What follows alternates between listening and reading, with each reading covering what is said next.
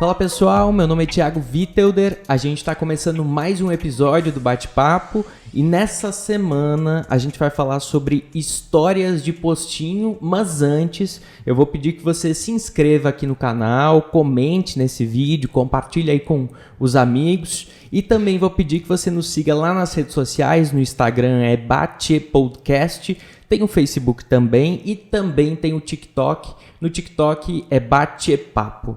Então, como eu já disse, tema de hoje, histórias de postinho. Eu estou recebendo aqui a Ana. Seja bem-vindo, Ana. Obrigada. O Wilker também, seja bem-vindo. Para compartilhar um pouco desse dia a dia de vocês, né? A gente sabe que é uma rotina bem diferente da maioria das profissões, né?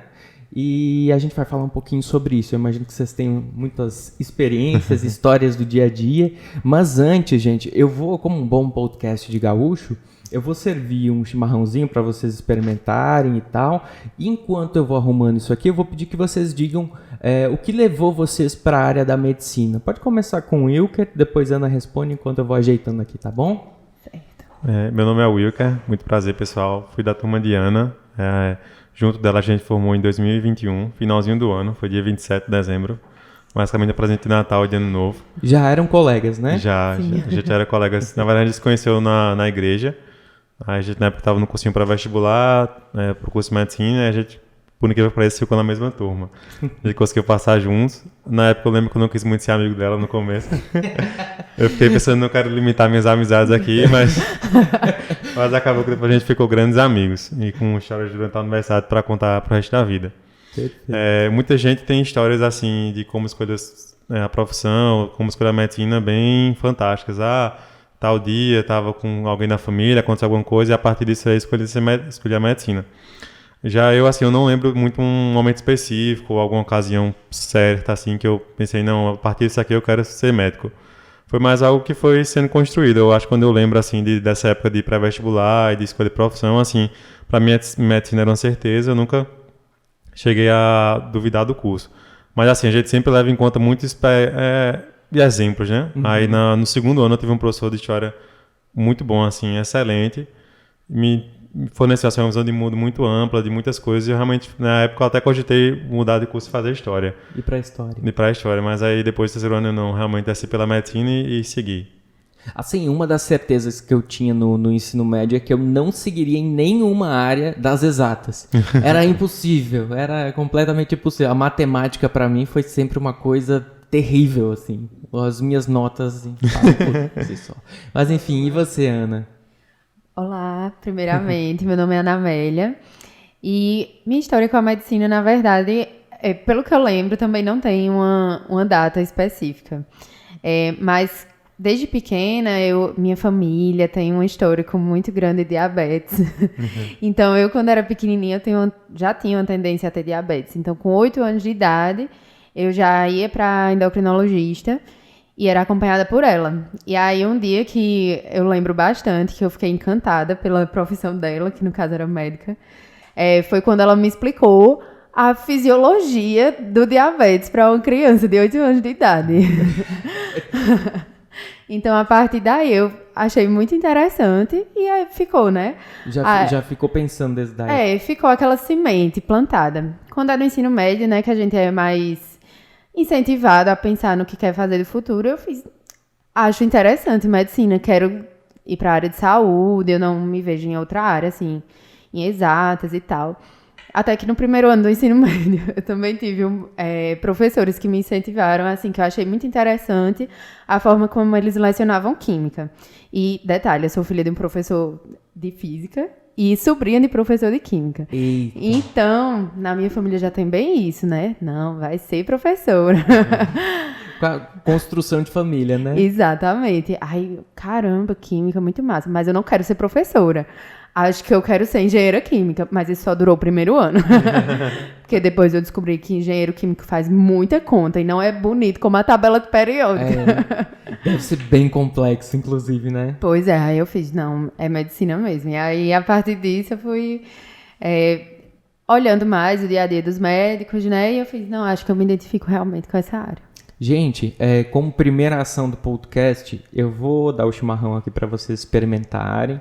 começar com o Wilker. Eu sempre pergunto pessoal aqui, porque como é uma cultura de lá, de né, passar bomba, cuia e tal, eu pergunto antes pra gente ter certeza. Mas já toparam aqui, os dois vão experimentar. Vamos lá, Wilker. Primeira vez. Vai estar levemente fria a água por causa do ar-condicionado. Mas aí depois a gente coloca uma água quente no final do podcast, aí você experimenta. O que você achou, Wilker?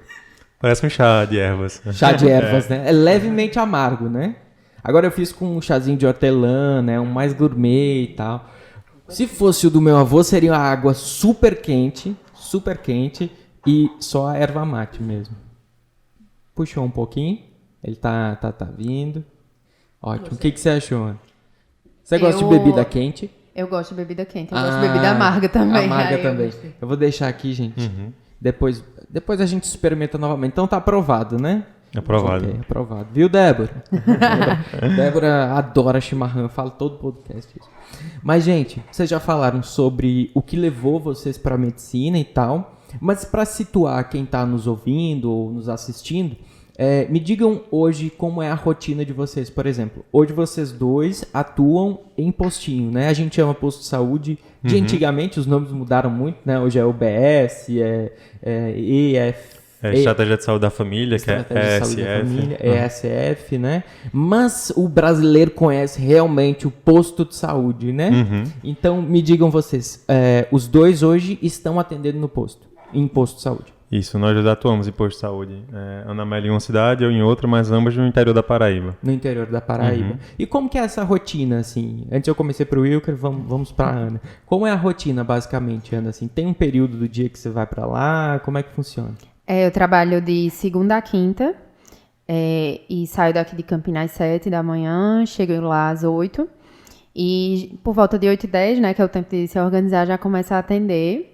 Paro de meio-dia para almoçar, volto de 1h e o expediente encerra às 3. E nesse atendimento, basicamente, você recebe diversos tipos de questões que cada pessoa vai ter, né? Exatamente. De gestante, né? Ou seja, um feto até o senhorzinho de 99 anos. Então, existem várias histórias aí que a gente vê e todo dia aquela coisa que a universidade não lhe prepara, né? Quais são as principais dificuldades hoje que vocês encontram, assim, lá no posto de saúde, assim? Falando de dificuldades também, aquelas que vêm de uma questão social, de, por exemplo, às vezes até o paciente que você está recebendo, ele vai ter que escolher entre comprar um remédio ou comprar o gás de casa, por exemplo. Então, são realmente, assim, muitas histórias e questões que vão muito além, assim, da própria saúde da pessoa, né? Você tem que trabalhar com outras temáticas para tentar ajudar. Talvez em alguns momentos um remédio que seria um indicado, que é muito mais caro, que você sabe que ele não vai conseguir ter acesso, você encontra uma opção secundária. Como é que funciona isso? A gente até brinca que às vezes dentro da profissão que o MFC, que é o médico da família e comunidade, que é justamente o médico que atua na UBS, no postinho, ele é o médico mais de humanas, a especialidade mais de humanas que tem.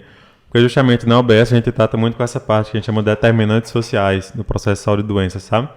Realmente a gente tem que entender ali que muitas vezes o tratamento melhor para aquele paciente não vai ser o disponível para ele, tanto porque ele não vai conseguir comprar, como às vezes também porque o sistema de saúde acaba não custeando. E aí a gente acaba tendo que arranjar meios ali de promover o melhor para ele, tentar encaixar assim, a melhor alternativa para ele, que seja possível e viável e que também dê para ele usar. A gente, na formação, a gente atua muito em ambulatório de especialidade, fazendo estágio, sabe? E às vezes a gente viu o paciente que ia para lá, para aquele estágio, o médico especialista passava um remédio, às vezes um remédio melhor para o paciente, mas às vezes de um custo muito alto. A gente sabia que quando o paciente saísse ali, ele acabava não ia comprar aquele remédio e basicamente seria mais válido ele passar um mais barato, ou às vezes não teria eficácia tão grande como o outro, mas que pudesse adequar à realidade do paciente, sabe? Às vezes eu já peguei assim, alguns casos no postinho que o paciente foi para o especialista passou a medicação, mas ele não teve como comprar, não teve como sustentar a medicação, inclusive de diabetes. Tem bastante hoje em dia e o paciente não consegue custear a medicação, a gente vai tentando arranjar meios termos para conseguir suprir daqui a pouco aquela necessidade, né? Vocês, assim, dentro dessas dificuldades, em alguns momentos eu imagino que vocês sejam até psicólogos, assim, né? Eu sei porque quando eu vou no barbeiro, por exemplo, eu conto quase que minha vida inteira. O cara fica lá fazendo e eu tô me falando, né? Falar. Isso tem com vocês também, assim? Vocês já devem conhecer muito paciente, saber da família, sabe, né? Com certeza. Assim, minha experiência é que minha família é de Boa Vista, da cidade que eu trabalho. Da cidade que... Então, eu cresci lá, indo nos finais de semana pra lá. Então, eu escuto fofoca que vem gente me contar. Fofoca é bom demais. Amigas de infância que vem cantar. E fulano, tu tá sabendo? Então, às vezes, é uma relação mais diferente, sabe? Sim, eu entendo. Mas também, De essa conhecer, parte... né? A gente tem que, como médico de PSF, né? Que a gente tem mais contato ali com a essência mesmo da pessoa, porque a gente tá ali vendo toda a vida dela. Então, nós temos que ser bons ouvintes, né? E para poder indicar o melhor tratamento, que às vezes é só uma escuta, a gente tem que absorver bastante para entender aquela pessoa, né? O todo dela. E eu acho que essa questão da comunicação é bem importante, né?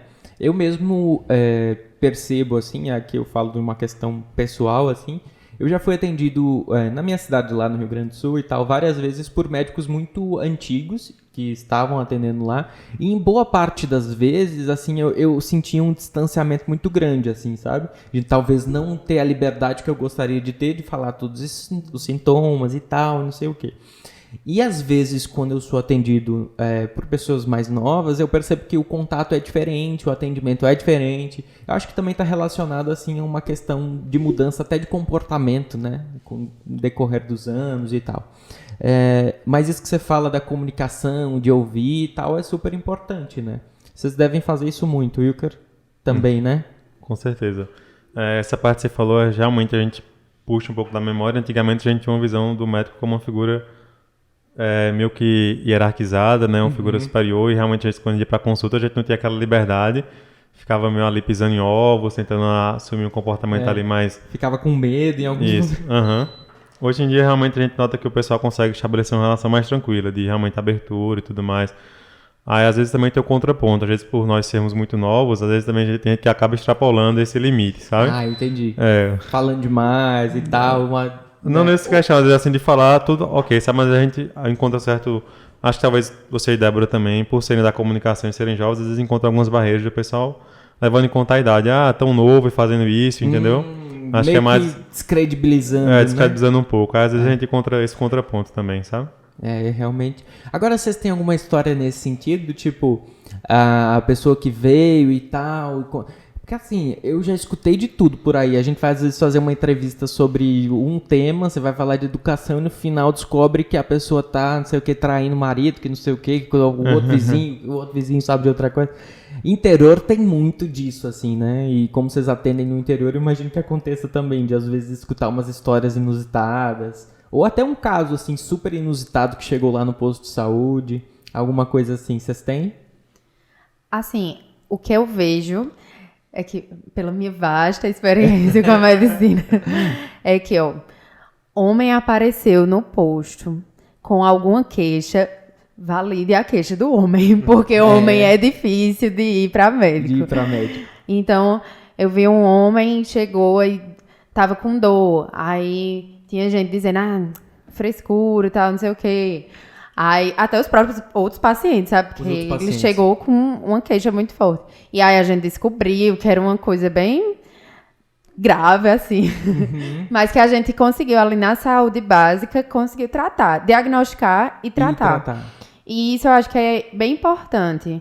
A gente, apesar de estar ali na chamada atenção básica, a gente pode fazer bastante coisa. Sim.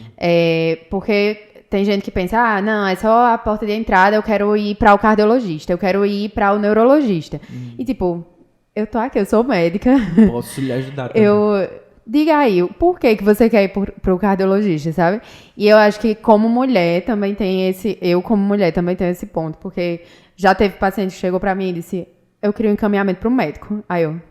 caramba. Eu sou médica, diga aí. É difícil. Eu estudei também pra ser médica. Conta aí, o que é que você... Eu percebo que, bom, enfim, esse tipo de coisa, assim, com relação à mulher acontece em todas as profissões, né? Mas no interior o homem, assim, não é uma regra, né? Em toda generalização a gente sabe o que é, né? Mas talvez o homem do interior seja ainda mais bruto nesse sentido, né? Eu imagino que você sofra outros tipos de dificuldade também, né? Às vezes sim, mas aí a gente vai, com o passar do tempo, assim, tentando elaborar estratégias, até para chegar mais ali perto do paciente, né? Sim. E mostrar que você realmente sabe fazer as coisas, porque ser mulher, às vezes, tá provando a todo momento, A né? todo que você, momento, que você sabe, eu sei fazer isso.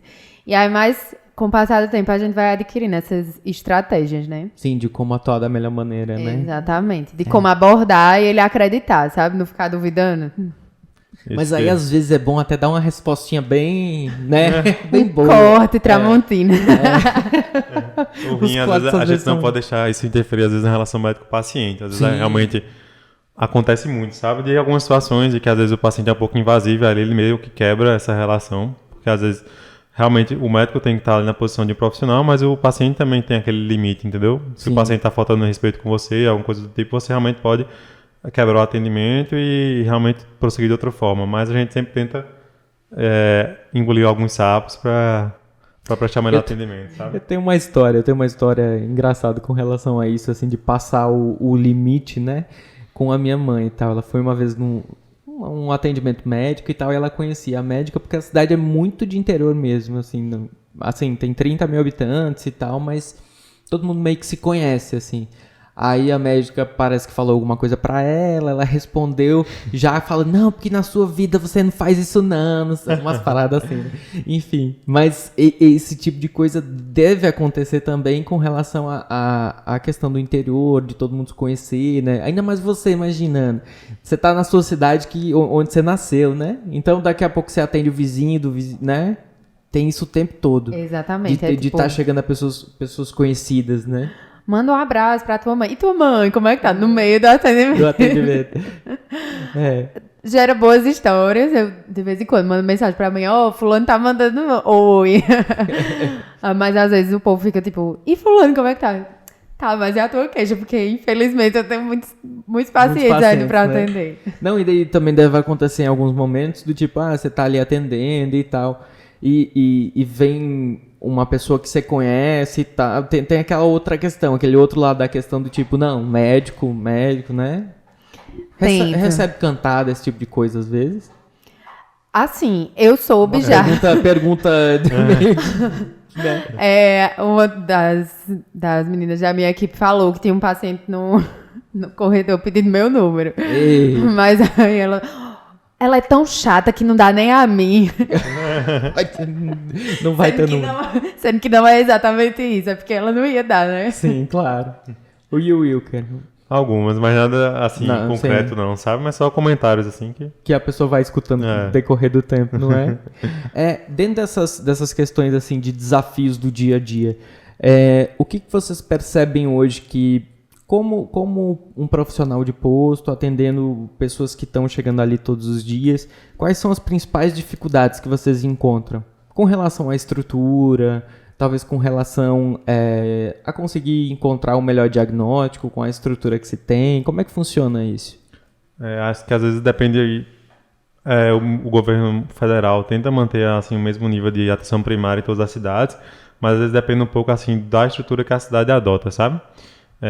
Lá onde eu atuo no centro da cidade do interior e realmente lá eu consigo prosseguir tranquilo com alguns exames, sabe? Às vezes o pessoal realmente demora um pouco a trazer, às vezes realmente porque a gente sabe que a demanda de filas de exames do SUS realmente é considerável, a gente sabe que o paciente vai demorar um pouco a trazer, mas lá eu consigo lidar bem com essa parte, sabe? Estruturalmente, assim, as UBSs tem um UBS modelo, que é a arquitetura modelo hoje em dia do postinho de saúde, e a grande maioria consegue seguir, assim, eu acho que são poucas as unidades que não seguem lá onde eu trabalho, não sei se o nome de trabalho também é assim. Eu digo que eu tenho o privilégio de atuar numa cidade que as UBS são muito bem estruturadas, sabe? Eu tenho acesso a eletro lá na UBS, eletrocardiograma, né? Poxa. Então, se eu suspeitar até de uma coisa mais urgente de um paciente, eu posso botar ele no eletro. Tem 2 salas de procedimentos. Dá até pra gente fazer pequenos procedimentos, tipo retirada de sinais. Que ótimo. E essas coisas, eu tenho esse acesso, né? Esse influencia bastante no trabalho também, sabe? Eu já atuei um UBS antes, acho que foi em março desse ano, em que minha sala no OBS, eu acho que era desse tamanho aqui mais ou menos, sabe? Sim. Realmente era minúscula a sala.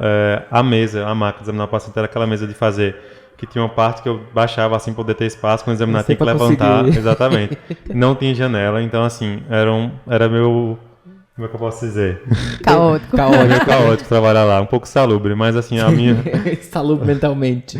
Mas a UBS atualmente, assim, como ela segue o modelo padrão, realmente é um espaço amplo, bem iluminado, assim, dá pra seguir direitinho, sabe? A gente, de certa maneira, tem que exaltar, assim, o SUS, né? Realmente, Com certeza. em comparação com outros países...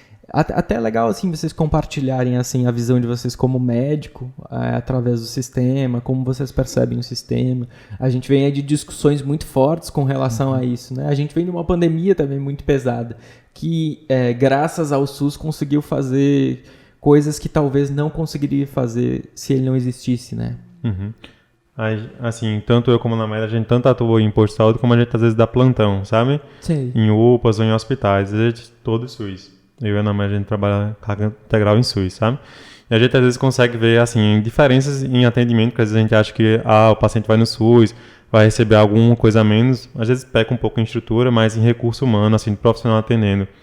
Os locais que eu atuo, realmente, assim, tem profissionais excelentes, questão de exames, assim, laboratório, a UPA, você chega, faz uma consulta, em 2 horas consegue ter um exame laboratorial, um exame de sangue, alguma coisa, que às vezes você vai em um hospital particular e você demora 3 horas e tudo mais, às vezes tem uma espera maior. Tem um hospital particular aqui na cidade que exame de sangue não faz à noite. Então a gente vê assim que o SUS ele tá bem para frente em algumas questões. Assim, o orçamento anual, estava até estudando sobre isso, o orçamento assim, financeiro da saúde no Brasil, cerca de 43%, 45% do gasto em dinheiro assim foi tudo do SUS, entendeu? Ou seja, a gente vê que o SUS ocupa um espaço muito grande, levando saúde à população. Com certeza. E a partir do momento que a gente começa a lidar com a população que tem realmente que o SUS é o sistema de saúde daquela pessoa que, tipo, não tenho dinheiro para pagar mais. O SUS é o meu sistema de saúde. Aí você vê a importância, sabe? Com certeza. Tipo, se não fosse aquela UBS que a gente tá lá e atende o paciente e às vezes consegue atender uma demanda bem rápido, se não fosse aquilo, não teria. O índice de mortalidade seria lá nas alturas. A gente pede exames e consegue receber numa certa agilidade. E como profissional, também depende muito do profissional. Eu sei que o Wilker faz altos diagnósticos na UBS dele, diagnósticos de doenças bem de especialistas. Então, vai muito do profissional. Se você estudou, tem uma boa estrutura de estudo, você lembra de certas coisas e dá para adiantar muito a área do especialista, entendeu? Então, você só manda para o especialista quando realmente pronto, a partir daqui, sou o especialista. Eu não preciso mandar para um especialista só com uma dor de cabeça, eu vou mandar para o neuro. Não, eu vou investigar aquela dor de cabeça e ver se realmente precisa ir para o neuro. Sim, isso que a Ana falou é realmente muito importante, até porque tem uma cultura que ela até falou no começo, às vezes do paciente chegar no posto e pedir encaminhamento, sabe? Direto, assim. Exatamente. Chega, não, eu queria encaminhamento para um gastro, eu queria encaminhamento para um neuro. Como se realmente... É um pouco desvalorizando pra gente, porque a gente tá lá como médico, às vezes não enxergam isso. O médico do postinho, às vezes dá uma desvalorizada, sabe? E já quer ir pro especialista, sendo que a gente sabe que o especialista ali é mais para dar aquele apoio em casos mais graves. Porque se toda queixa de dor de cabeça a gente fosse mandar pro neurologista, a fila de espera do SUS seria gigantesca. Exatamente, gigantesca. Que não teria validade pro sistema, se ele não conseguiria se sustentar, sabe? E muitas queixas a gente consegue manejar no UBS. Pacientes com diabetes, hipertensão, outras doenças crônicas, a gente consegue manejar por lá. E só no auxílio de alguma doença mais grave a gente precisaria do especialista que encaminharia, sabe? Eu tentar ao máximo reduzir encaminhamentos. Assim, às vezes o pessoal fala que a atenção básica, que é o posto, tem baixa complexidade, mas na verdade o conceito é que ele trabalha com alta complexidade, porém em questão de tecnologia, ele tem uma tecnologia maior em recursos humanos e não em tecnologia de equipamento e tudo mais. A gente consegue fazer bastante coisa com isso, sabe? Já teve paciente minha que eu atendi com queixa de náusea e vômitos sustentadas em 2 semanas e tudo mais. A gente descartou gravidez, aí pedi laboratório geral bioquímico para analisar e quando foi ver tava com falência renal grave já, sabe? Caramba. Da consulta, assim, para 1 semana já tava fazendo hemodiálise. E a gente vê que a gente consegue fazer bastante coisa na OBS também, resolutividade. Eu vou puxar por essa dos diagnósticos, que eu acho que é bem interessante, assim.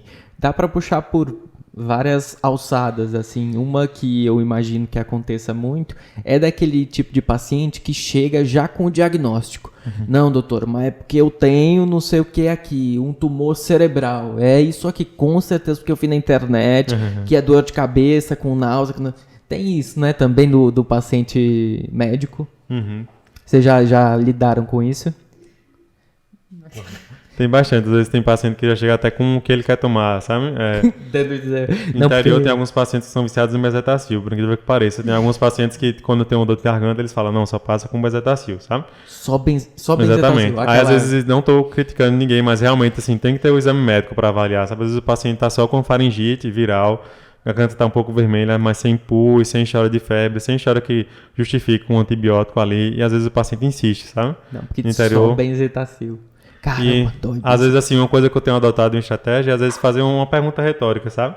Às vezes o paciente chega com isso e tal, fala a minha conduta, a gente analisa e a gente não pode estar indicando também tudo que o paciente quer. Às vezes a gente pode causar uma iatrogenia se não usar o senso crítico para fazer a conduta. Às vezes, não, então se você não quer isso, o que é que você acha que a gente pode fazer? Porque a gente tenta também achar um meio termo, sabe? Até porque daqui a pouco, se você tá dando eu não sei assim a intensidade do benzetacil, mas só um exemplo, né? Por exemplo, se você tem uma dor de garganta leve, que você pode tratar com um medicamento muito mais leve, você vai estar usando um medicamento muito mais pesado, daqui a pouco para coisas mais pesadas o pesado já não funciona, né? Então, realmente tem que assim, confiar de certa maneira no médico, né? Naquela pessoa que está lhe atendendo, para conseguir ter talvez o melhor diagnóstico, não chegar com... Porque a internet hoje tem assim, os pontos positivos, né? Tem os pontos muito negativos, fake news e o resto tudo que está acontecendo. E também tem isso, assim, o acesso muito, muito rápido à informação, né? Mas é importante salientar aqui que a interpretação das informações deve ser feita pelo profissional capacitado, né? Não é a gente que daqui a pouco... Não, porque eu li um mês aqui um livro sobre psicologia, eu virei psicólogo agora. Não, porque faz isso, né? Não é assim, né, gente? Senão, por isso que existe uma graduação de 5, 6, 7 anos, né? Ana também tem muito isso, assim, eu acho que na pandemia aconteceu também, porque o povo ficou inventando esse negócio, não, porque Covid é assim, ó, para segurar na garganta, você toma vinagre com sal e cachaça e vai segurar na garganta, né?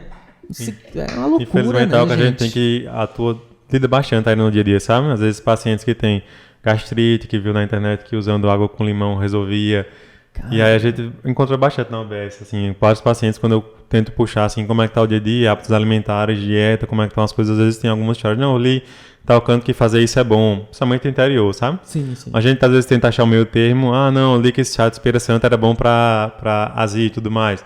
Beleza, vamos ver se causa ali algum dano, mas se não, a gente tenta achar o meio termo, sabe? A gente também não pode chegar ao paciente com a informação de cultura popular e descredibilizar, sabe? Eu sei, você tem que ter um jogo de palavras, né? Isso que você falou agora do limão me lembrou uma outra história, que jornalista é aquela, escuta as histórias e fica guardando, né? Eu conheci um dentista há pouco tempo atrás e tal, tava conversando com ele, e aí ele falou exatamente isso, ele mostrou assim um caso e tal. Aí era assim, os dentes eles estavam como se a pessoa tivesse bruxismo e ficasse roendo. Só que os dentes já passavam do contato com os dentes de baixo, então não tinha como ser bruxismo. E eles estavam como se eles estivessem sendo comidos, assim, sabe? Aí no final o diagnóstico foi porque ele tinha uma dieta muito ácida. Todo dia de manhã ele tomava um copo de limão, só o limão mesmo, sem água, sem diluir, sem nada. E a dieta tão ácida estava fazendo com que os dentes se corroessem, assim. Já eram meses fazendo isso, acreditando numa dieta de internet, que ele fosse emagrecer tomando limão. Enfim, por isso que é bom ter um médico avaliando, né, gente? E infelizmente, às vezes, assim, a gente vê na internet também médicos, assim, colegas de profissão, que às vezes propagam informações falsas na internet, sabe? E às vezes hoje em dia o conceito de medicina integrativa, medicina da longevidade, esses termos assim. Ortomolecular. O pessoal vai e joga essa bio no Instagram e acaba atraindo, como a internet realmente também é um meio de marketing, sei, Débora sabe mais que tudo, acaba vendendo essa imagem de saúde e tudo mais e acabam vendendo alguns tratamentos que não tem comprovação científica de fato, entendeu?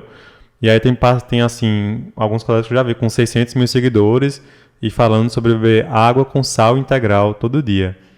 Pacientes hipertensos, pacientes com doenças reumatológicas, pacientes com doença autoimune, que isso aí era a cura para tudo, sabe? E a gente às vezes vê pacientes que são um pouco desacreditados com alguns tratamentos farmacológicos. Às vezes, assim, a gente sabe que o tratamento para doença existe, mas nem todo tratamento vai responder. Às vezes você precisa botar outra medicação, ir prolongando o tratamento, aumentar e tudo mais, nem tudo resolve de um dia para o outro.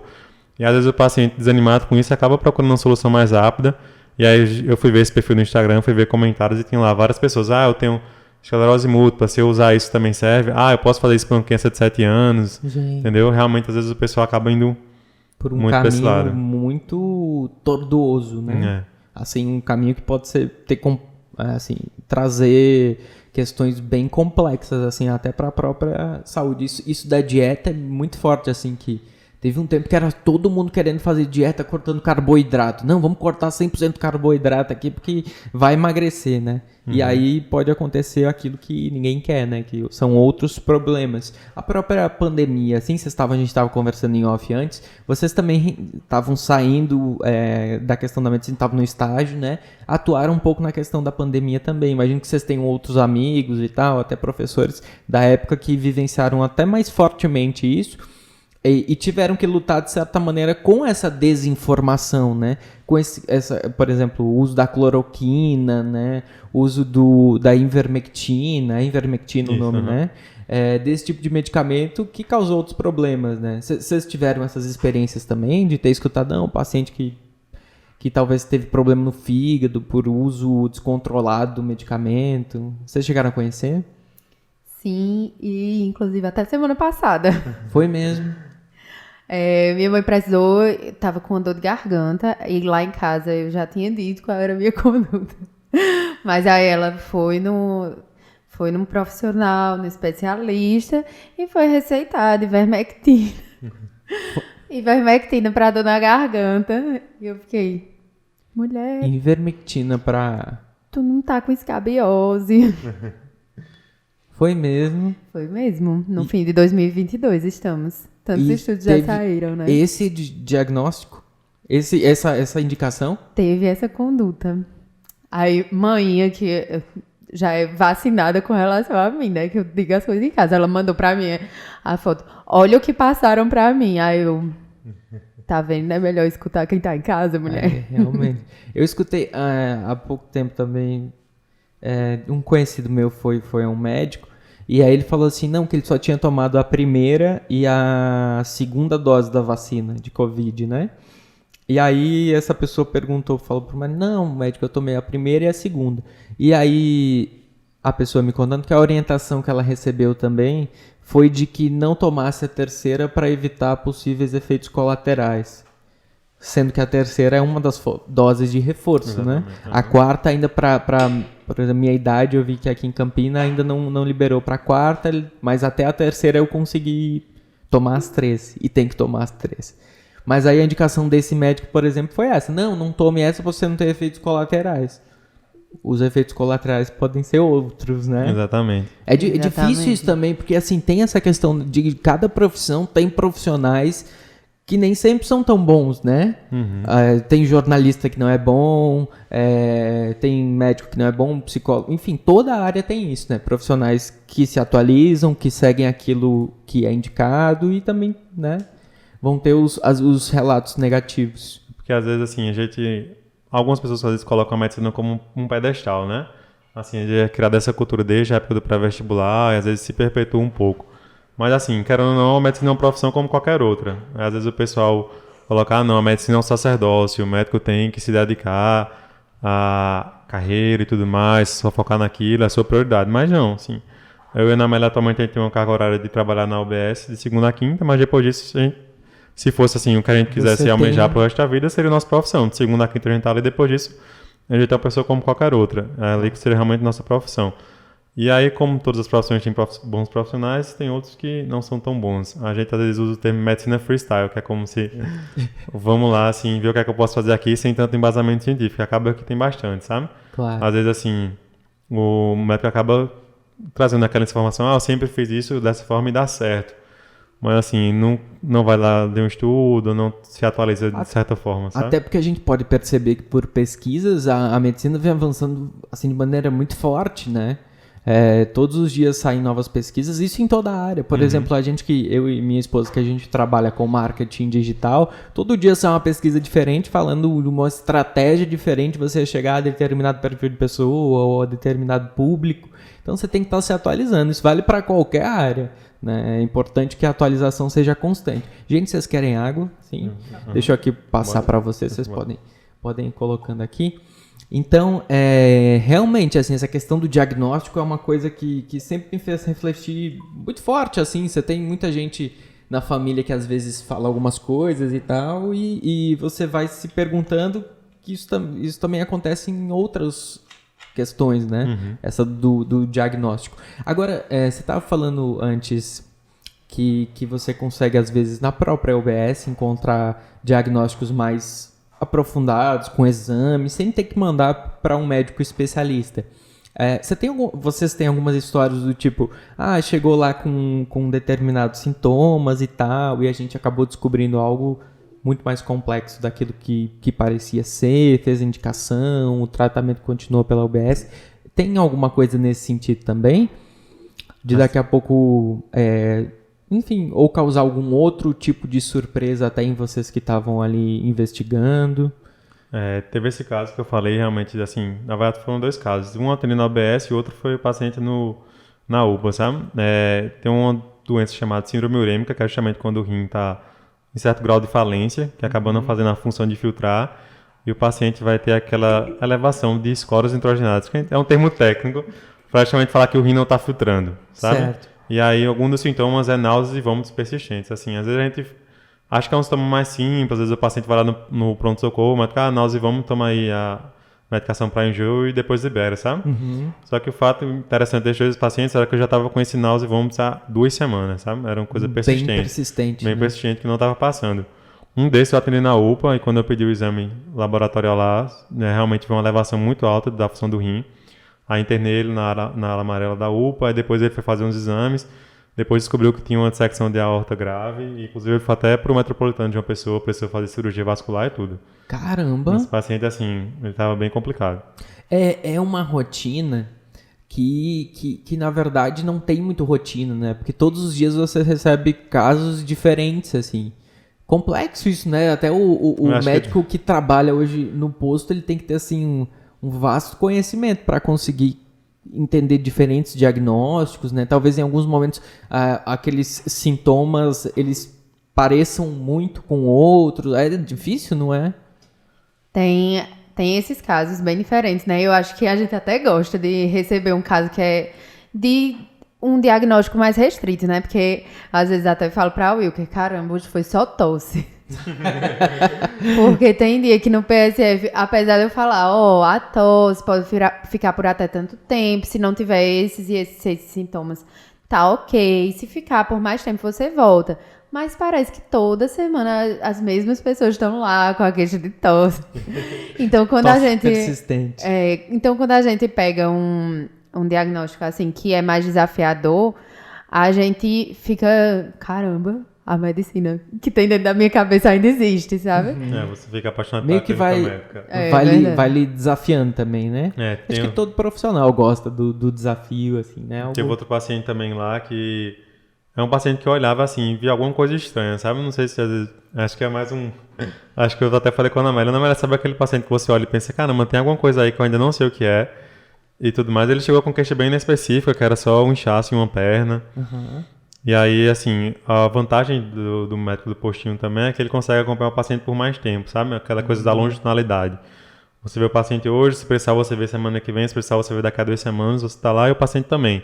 Já no plantão isso não funciona tão bem, sabe? Às vezes você está hoje, se você semana que vem precisar repassar, você já não está mais lá, às vezes o paciente já foi transferido para outra unidade, mas no posto de saúde não, você consegue acompanhar o paciente com mais tempo. Meio que como uma ficha, né? Digamos assim. Exatamente. Aí, às vezes, quando você vai estudando também, você vai chegando em coisas que antes você não percebia, sabe? Tava até falando com Bia que, às vezes, você tem uma coisa que você tá ali, mas você não conhece aquele diagnóstico, então você não vai perceber. E, às vezes, você lá na frente, quando estuda, lembra, às vezes, de algum caso, caramba, aquilo ali podia ser isso, sabe?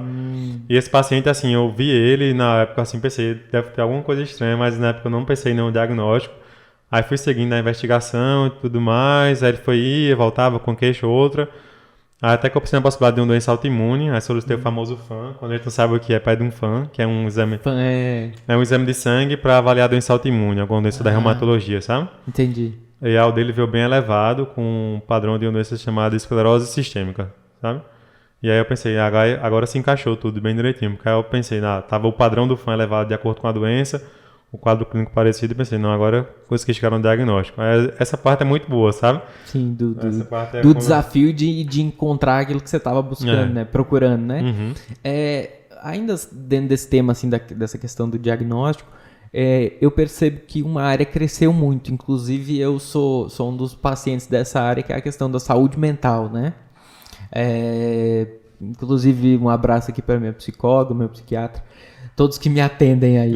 Mas eu acho que hoje, assim, o consumo de antidepressivo, de ansiolíticos, eu vi há pouco tempo até uma pesquisa da OMS, cresceu, assim, de maneira muito considerável, né? Na pandemia e antes da pandemia, o Brasil já era um consumidor assíduo, né, desse tipo de medicamento.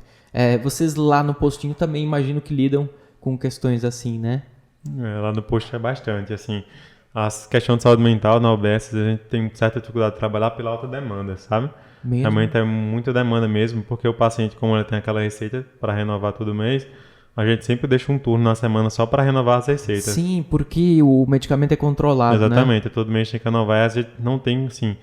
Às vezes é muito difícil a gente reservar um espaço para renovar a receita e para consultar alguns pacientes para tentar desmamar a medicação. De tanta receita. É muito difícil, às vezes, o paciente, quando começa, mesmo ele tendo melhorado e tudo mais, sem aquela queixa inicial, ele às vezes não quer deixar o medicamento. É uma parte muito difícil da UBS, essa parte, sabe? Sabe aquela receitinha azul, que é a medicação controlada, benzodiazepínico, pronto. A gente gasta bastante talão daquele na UBS, sabe? Caramba. Eu já vi uma vez uma pessoa conservadora dizendo que a medicação mais consumida no Brasil era a pílula do dia seguinte. Mas se o pessoal tomar mais pílula do dia seguinte do que clonazepam, eu não sei o que faço não, porque realmente tem muita receita azul, clonazepam, diazepam, alprazolam. A população é realmente uma epidemia silenciosa.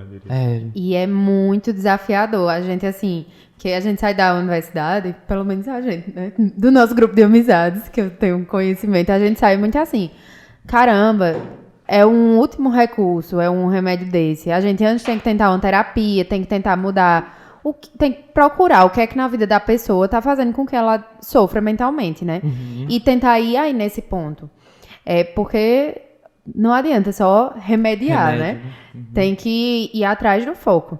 E aí a gente sai muito com essa cabeça e quando você chega na UBS, meu Deus, é um desafio muito grande, porque você conversa com as pessoas aí, não, doutora, mas não queria não, sabe, mudar meu remédio e tal, não sei o quê. Se acho que uma pessoa por mês você conseguir diminuir a dosagem de um remédio desse, já é uma vitória, já fico muito feliz. Difícil, né? Inclusive, muito um consumo muito alto em população idosa também, sabe? Em população Exatamente. idosa, né? Tem um meme na internet que é assim, aqueles memes que é uma pessoa pequenininha, que é o cara que faz cirurgia cardíaca, e um gigante que é o cara que consegue tirar o benzodiazepínico de uma paciente idosa. Porque realmente, assim, o paciente idoso é difícil de você desmamar a medicação, sabe?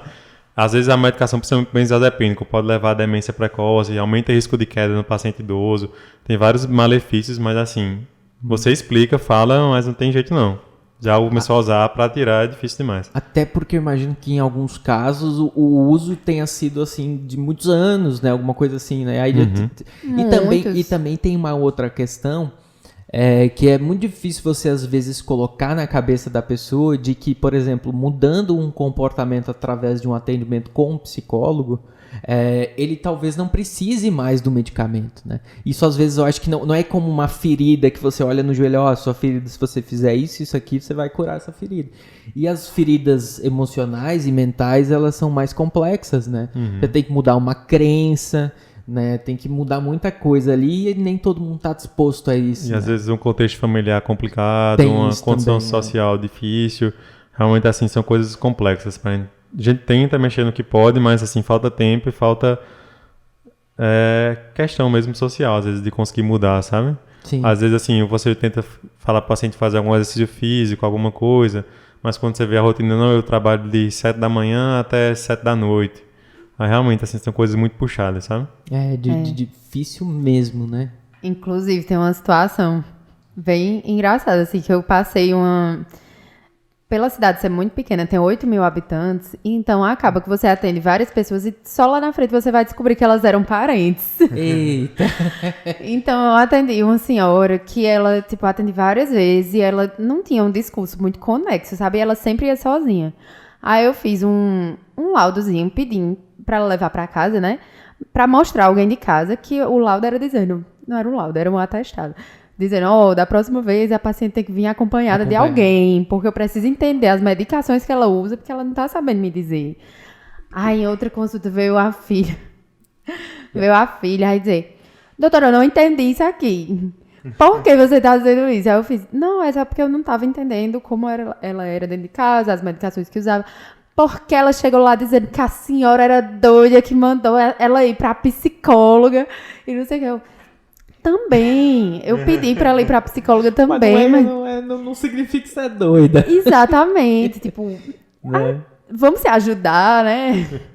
Mas tem muitos casos assim. Teve uma senhora no início do ano, na minha primeira semana lá, que ela usava um monte de remédios junto e que vários desses remédios davam interações ruins, que podia dar... Entre eles. Isso, podia dar sofrimento pro coração. E aí eu expliquei pra ela e ela... Não dá certo mudar, porque já faz muito tempo que eu uso. Pois eu vou pedir um eletro do coração. Eu só vou renovar a receita no próximo mês, quando fizer o eletro do coração. Ela fez, pois eu não vou voltar mais aqui. Eu fiz, pois tá certo. Aí ela voltou 4 meses depois. Eu não sei nesse tempo aonde ela estava renovando a receita. Ela voltou 4 meses depois. Aí, doutora... Eu voltei para fazer aquele exame que a senhora pediu, porque a senhora disse que fazia mal. Eu fiquei pensando, ai, coisa boa, vamos lá.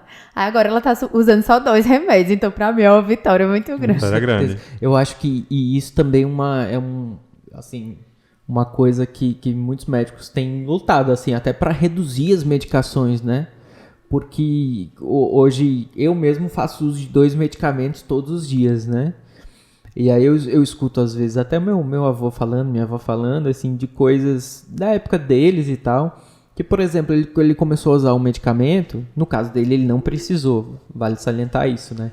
Ele não precisou. Então ele foi usar um primeiro medicamento com 70 anos e passou esse tempo todo sem usar a medicação, né? Eu acho que como alternativa a gente sempre tem que buscar não utilizá-la, mas se for necessário, utilizá-la porque ela está aí para isso, não é?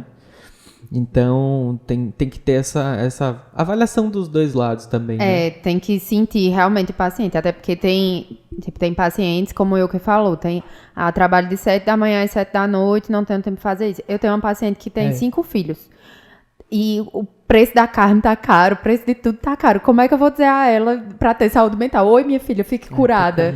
Não tem como, né? Não tem como. Então, realmente, a gente tem que ter um olhar assim, de empatia e de tentar entender também o contexto da pessoa, o contexto social. Eu acho que até essa questão assim que tá muito em voga agora, que é a questão da fome, que de certa maneira voltou, né? Muito forte.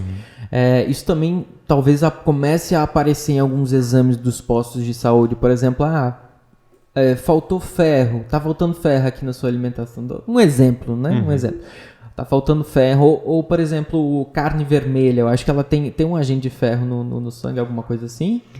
Eu já peguei caso de anemia por causa de deficiência de B12. Alguns casos. E B12 a gente encontra na carne. B12. Alguns casos. Não foram poucos casos, não. Obrigado por me complementar, né? Porque era isso que eu tava tentando chegar, assim. O momento atual também reflete no dia a dia do médico, né? No que o médico encontra. E também, às vezes, no dinheiro do paciente de comprar certas medicações, sabe? Por exemplo, a gente tá falando da diabetes. Hoje em dia tem medicações para diabetes muito novas. Realmente são mais caras e tem uma eficácia melhor para o controle. Às vezes evita o paciente já começar a usar insulina, sabe?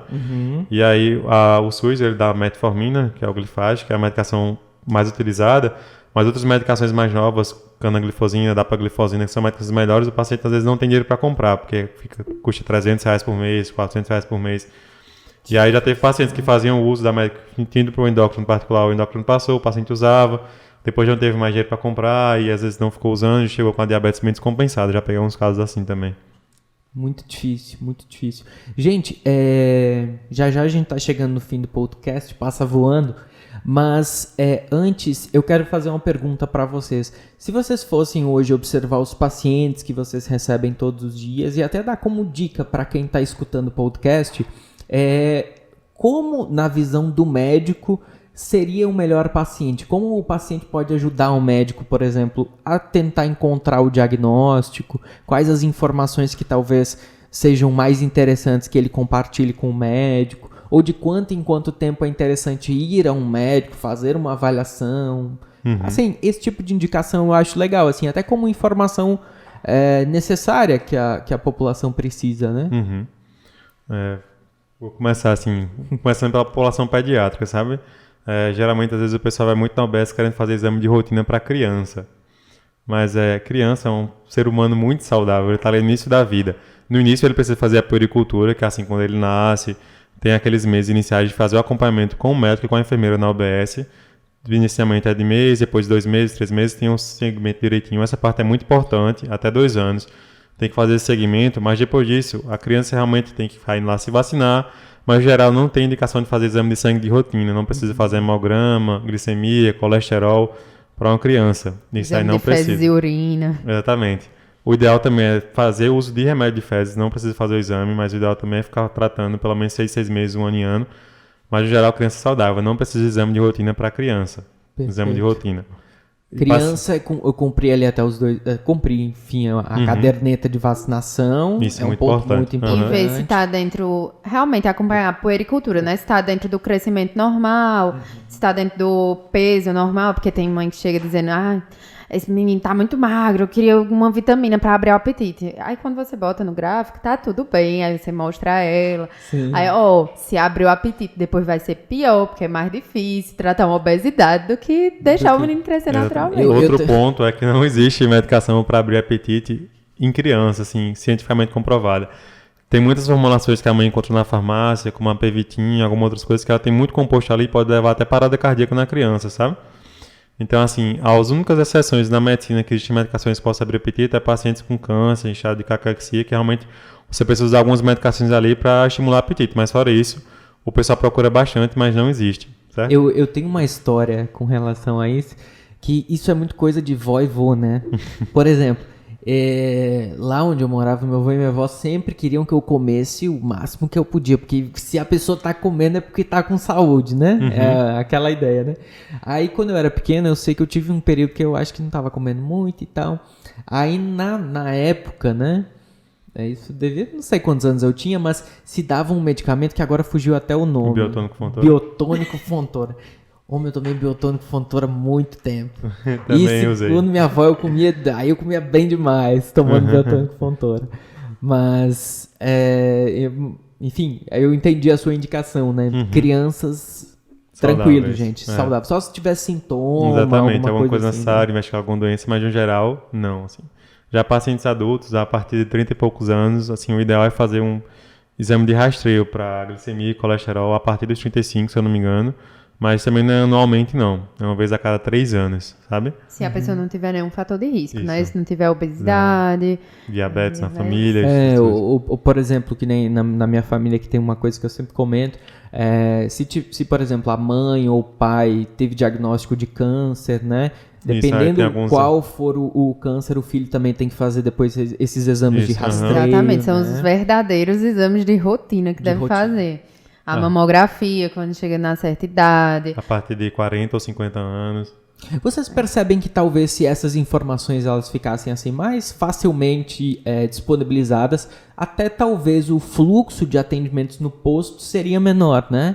Às vezes, talvez alguma questão muito simples poderia ser resolvida até sem ir ao médico. Ou, não, isso aqui eu tenho que ir, então eu vou... meu pai teve câncer, eu tenho que fazer o exame, né? No geral até poderia, mas às vezes depende do nível da população de entender aquela informação, sabe? Sim, sim. Acho que na OBS teria certo problema em a população entender corretamente. Sim. O mexer em um vespeiro agora, que é a parte da ginecologia, citológico, exame de lâmina, o famoso Papa Nicolau, só é indicado fazer a partir de 25 anos ou se iniciar a vida sexual. Não tem indicação de coletar em cotonete com pacientes virgens. Você processado aqui pela Associação de Oncologia. Mas isso, exatamente. Às vezes tem pacientes que começam a acordar com 17 anos, 18 anos e tudo mais, porque iniciaram a vida sexual, mas mesmo assim, a partir de 25 anos. Às vezes você iniciar a vida sexual com 14, 15, só a partir de 25 anos. De 25 anos que você tem que fazer exatamente. Tipo de... Fez um esse ano, fez outro ano que vem, depois só precisa repetir a cada 3 anos. Não certo. É anualmente.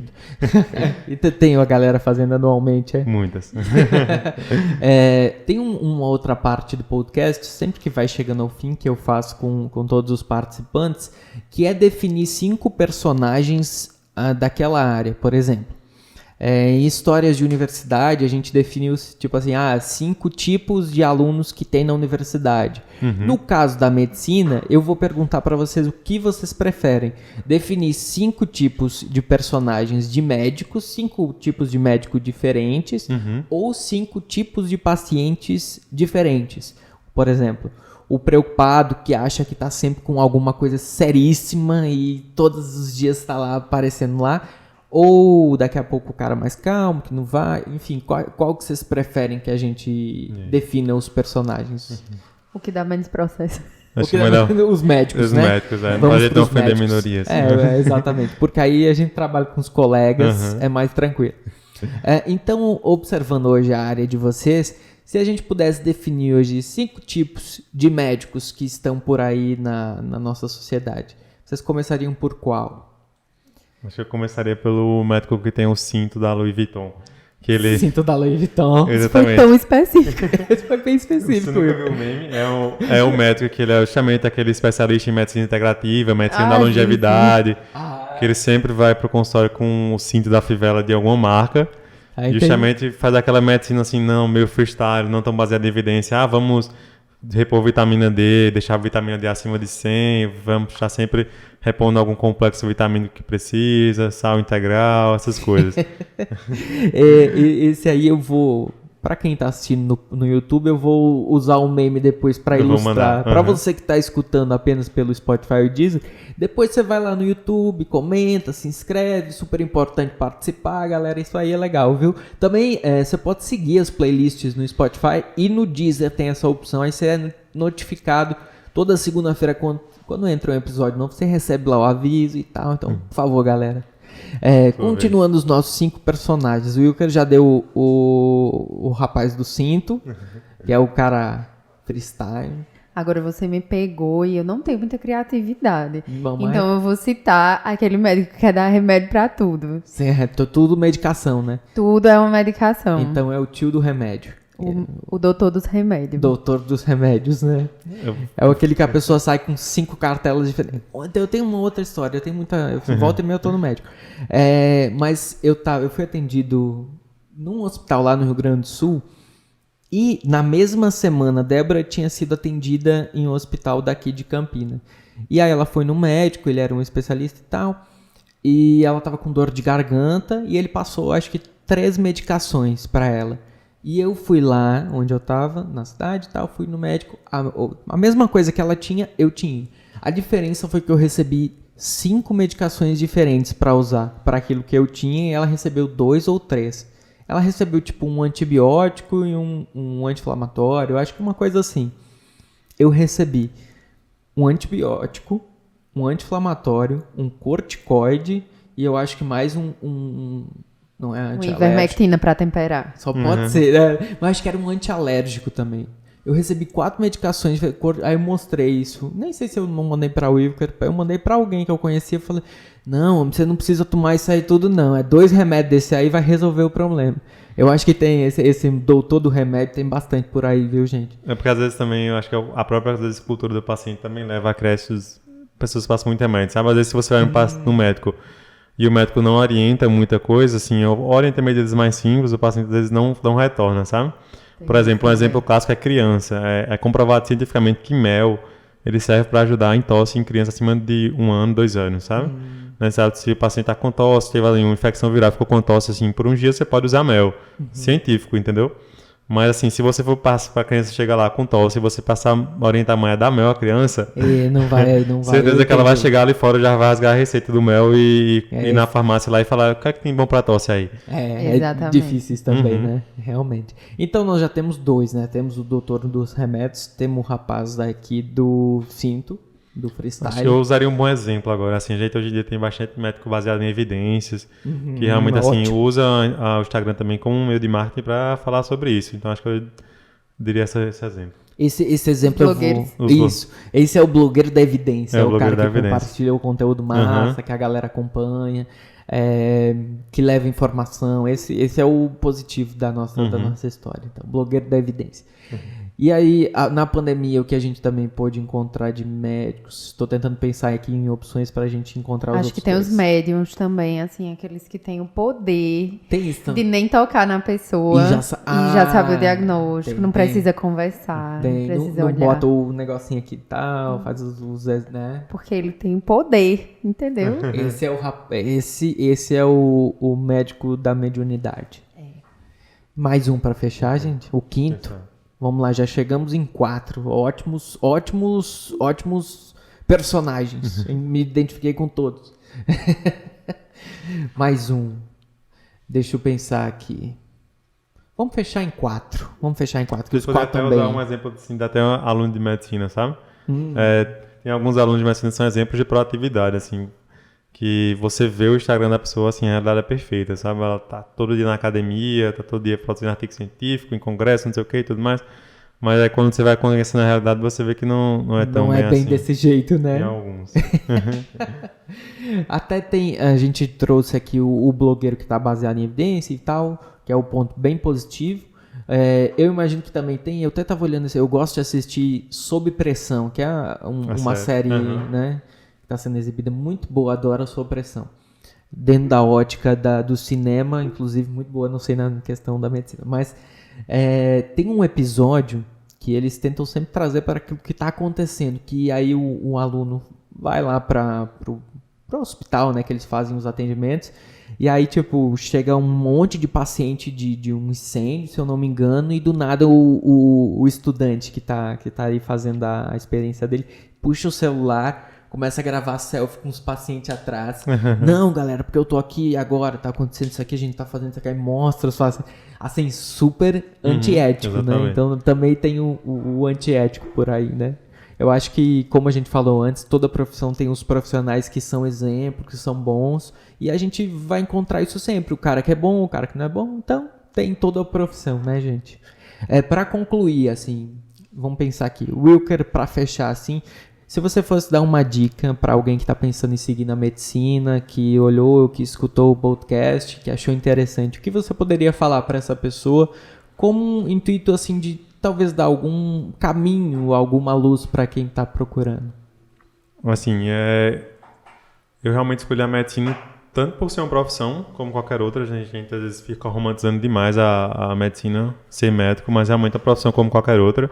Mas acho que o ponto-chave da medicina é eu conseguir trabalhar com outras pessoas e às vezes impactar positivamente a vida daquela pessoa, sabe? Quando eu consigo fazer isso, ou no posto de saúde, ou dando plantão, eu vejo que aquela pessoa foi ali, eu fiz um impacto positivo e posso ter modificado a vida dela ali pro resto da vida, isso aí me deixa muito grato, sabe? Claro que a gente sabe que é uma profissão, você tá ali ganhando dinheiro, você não tá ali de graça, ou fazer favor e ser um bom samaritano, é uma profissão. Mas o X da profissão é que eu posso atuar fazendo bem para outras pessoas, sabe? E realmente quando eu consigo estar ali fazendo aquilo, realmente eu fico muito realizado. Então, acho que isso é o ponto X pra mim, sabe? Ana, assim, pra você, dentro dessa questão da gratidão, até que o Wilker comentou, o que pra você, dentro da profissão hoje, assim, lhe deixa feliz, lhe traz esses sentimentos também? Eu gosto muito de quando um paciente entra na minha sala e fala de como aquela queixa antiga, como mudou, então como cessou, e aquela pessoa vem ali pra lhe dizer que deu certo. Tem paciente que realmente vai pra isso. E aí, fora os mimos, né, que já recebi galinha, já recebi até um banquinho de madeira. Eita, beleza. Um banquinho. Eu já tenho um queijo prometido. Muito bem, esse queijo é interessante. E eu já tenho outra galinha prometida também. Mas tu recebeu a galinha viva ou Não, morta. morta? E o outro paciente que prometeu essa outra galinha, ele perguntou se eu queria a galinha viva ou morta. Aí eu disse que se fosse pra eu matar, eu não ia conseguir. Os meninos dentistas que estavam aqui esse tempo no podcast de dentista que a gente fez, também receberam. Um deles recebeu, acho que foi uma galinha, mas veio viva. Eu não sei, não tenho certeza se veio, mas veio uma galinha também. O povo gosta da galinha, né? Porque eles criam muito aí. Aí é bom mesmo. Tu já recebeu o presente também? Ou? Já recebi alguns. Acho que o que eu mais lembro é que um paciente tem um biscoito chamado Raminho, que é um biscoito do interior que existe. Que é tipo uma bolachinha meio doce, sabe? Ela trouxe um saco assim com uns 3 quilos de raminho. Beleza. Muito bom. É bom demais, raminho. Teve raminho por muita semana, não foi? Depois dividir com a equipe toda. Ei, gente, muito obrigado. O podcast foi muito bom. Obrigado, Wilker. Obrigado, Ana, por terem compartilhado um pouco do dia a dia de vocês, viu? Obrigada pelo convite, foi ótimo. Ótimo, pessoal. Aí, obrigado, viu, gente? Para você que acompanhou até aqui, que ouviu pelo Spotify ou pelo Deezer ou assistiu pelo nosso YouTube, se você estiver no YouTube, faz o seguinte: você se inscreve, você ativa as notificações, comenta, compartilha com os amigos. Você pode falar, não, porque essa história é muito boa, quiser enviar pergunta para Ana, para o Wilker, depois eu compartilho com eles, tá certo? E no Spotify, no Deezer, você pode seguir as playlists para ser notificado quando um episódio entra. Vale lembrar que toda segunda-feira tem um episódio novo do nosso podcast. Nos segue nas redes sociais, troca ideia com a gente responde todos os comentários, estamos começando. Responde aí no Instagram, aí você pode seguir o nosso Instagram, é Batepodcast. No TikTok a gente tá como Batepapo. E no Facebook nós estamos também, tá certo, gente? Uma boa semana, muito obrigado para você que compartilhou, que esteve conosco até agora. E a gente se vê por aí. Até segunda que vem. Valeu, gente!